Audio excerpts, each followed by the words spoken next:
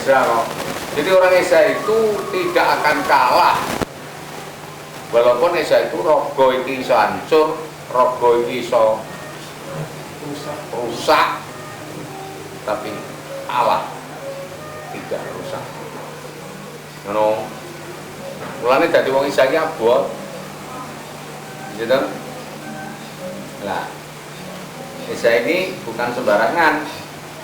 Kalau tadi diterangkan ukuran pen kudu dilakoni, kode-kode dilakoni, klambi ibu dilakoni.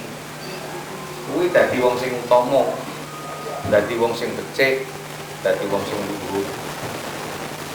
Menungso iki regane ning apa to?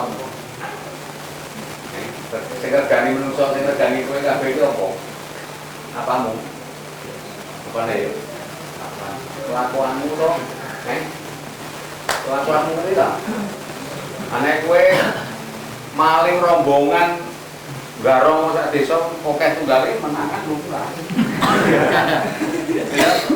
Nek maling ijen, garong ijen nek wani. Yo.